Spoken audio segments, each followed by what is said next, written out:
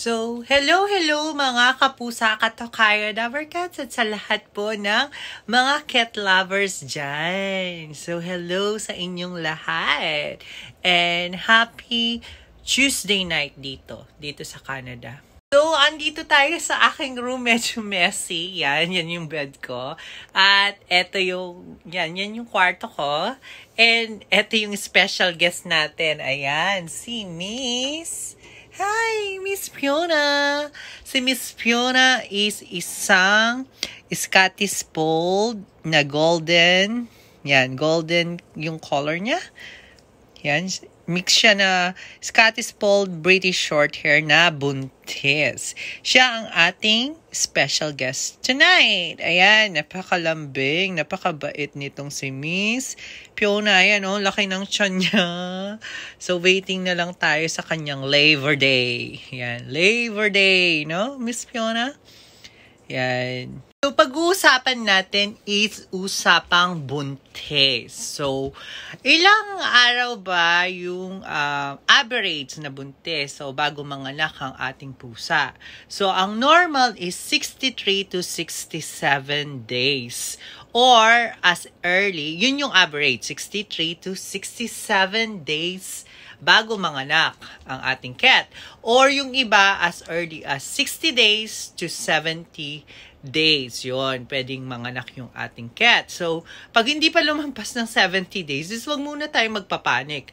At kung 60 days naman nanganak yung cat natin, wag tayo magpapanik kasi normal pa din sa ibang cats yun. Usually kasi pag marami yung anak, mas matagal silang manganak.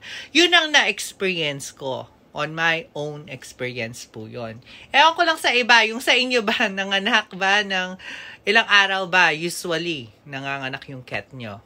So, yung pagbilang natin is mula nung first day na may stud siya hanggang 63 to 67 days. Yun ang average na panganganak ng pusa, yung pregnancy niya.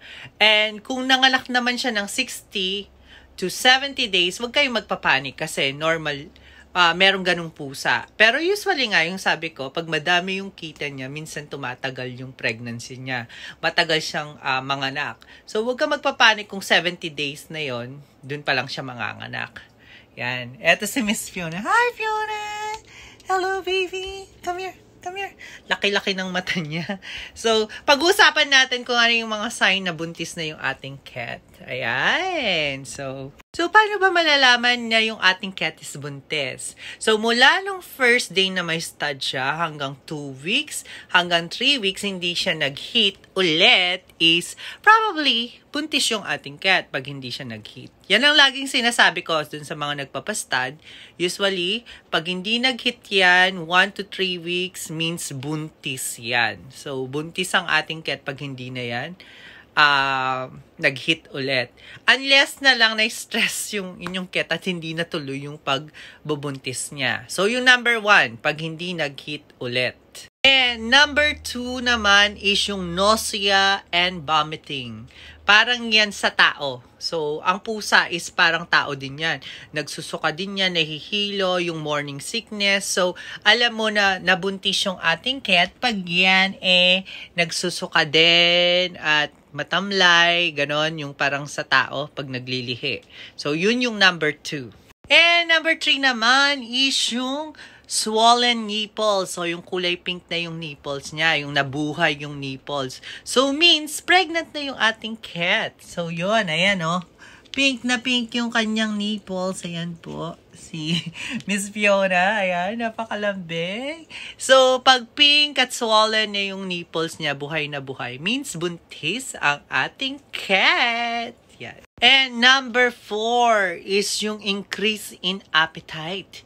Yung lagi siyang kumakain. So, hindi na yung dating pagkain niya. Mas lumakas kumain. Yan. So, increase in appetite. Number 4. Mas lumakas siyang kumain. Ayan. See? Hi, Fiona! Hello, baby! It's me. Napakalambing. Yan, busog. Ayan, si Miss Fiona, oh my G. 2 beses siyang kumain ng wet food. Ito yung wet food niya, oh. Ito yung pinapakain kong wet food. So, 2 ganito sa isang araw. Tapos, iba pa yung dry niya, ha? Iba pa yung dry food niya. So, talagang support lang. Pag buntis, alam natin matakaw. So, support natin ng food para healthy yung kanyang mga baby at healthy si Mama Cat. And number 5 is yung swollen tummy. Yung makikita mo na parang obvious na lumaki yung tiyan niya. Kasi nga matakaw, tumataba. Makikita mo na buntis. Ayan, no? Swollen tummy. Sobrang swollen naman ito. Ayan, no? Laki ng tiyan niya eh. Oh, laki ng tiyan ni Miss Fiona eh. Ayan yung mga nipples niya na sinasabi. Ayan, no? Tsaka laki ng tiyan niya.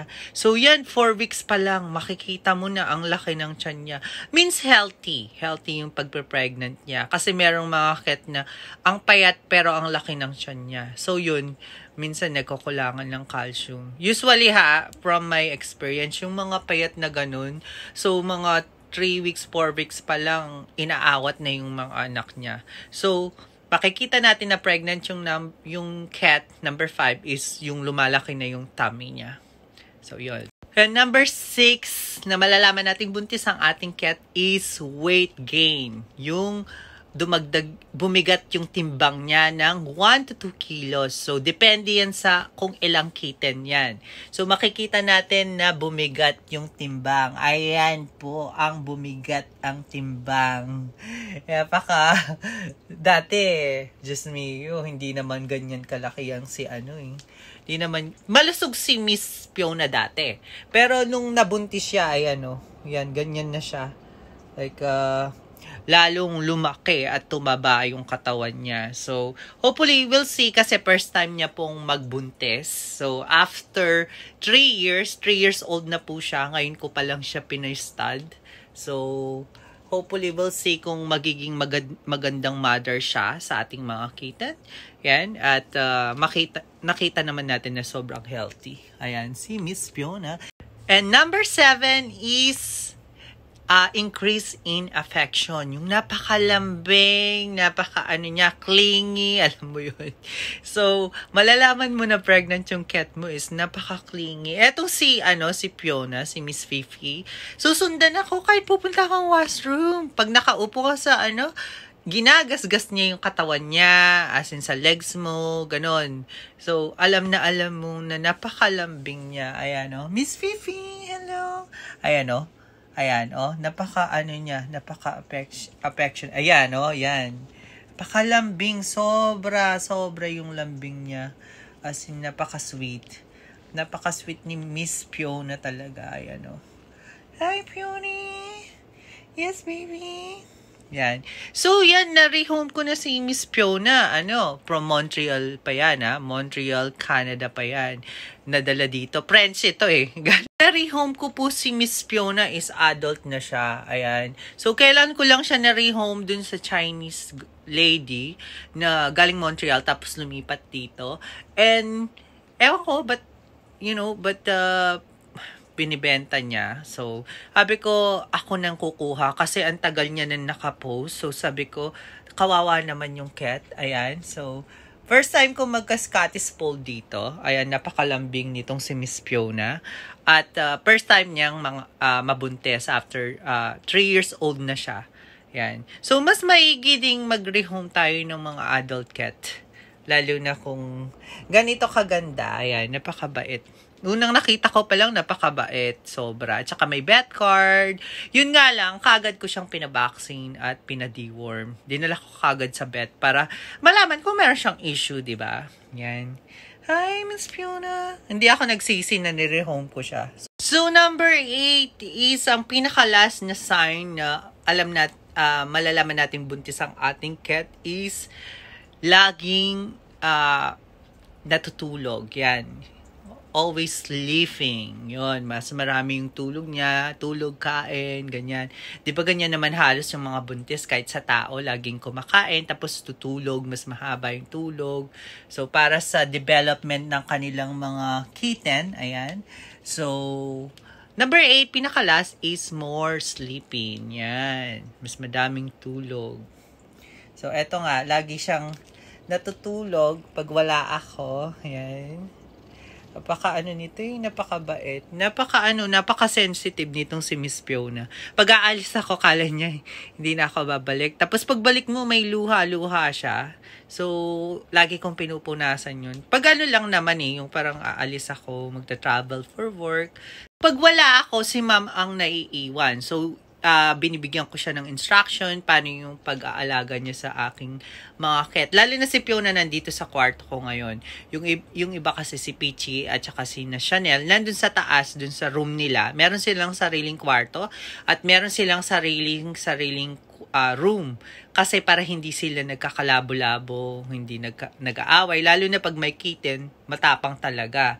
So, etong si Miss Fiona, siyang mag-isa niya dito sa kwarto ko. Yan. So, si Miss Fiona, meron siyang higaan dyan, paggabi, nandyan siya. Tapos meron siyang food, doon, tapos yung kanyang water fountain at saka yung litter niya. So, inalis ko yung automatic litter box kasi minsan, hindi siya umaandar. So, hindi ganun ka best yung binili kong litter box na last, yung automatic. So, ganyan. Mas okay pa yung halukay kasi mas hindi naman siya masyadong. Ayan po yung ating vlog today is about sa buntis na cat and hopefully may natutunan kayo ulit and i-share naman yung sa inyong experience kung paano ba yung mga may experience ng sa kanilang mga cat. Ano ba yung ibang sign na hindi ko nasabi? Baka meron kayong i-share para sa ating mga kapusa. So, comment down below po kung meron kayong question para masagot natin yan. And don't forget po sa mga new subscriber to subscribe sa ating channel. And mag-upload pa tayo tungkol sa dapat gawin sa mga buntis na cat at hindi dapat gawin para hindi sila ma-stress. Yan. So, thank you for watching and take care everyone!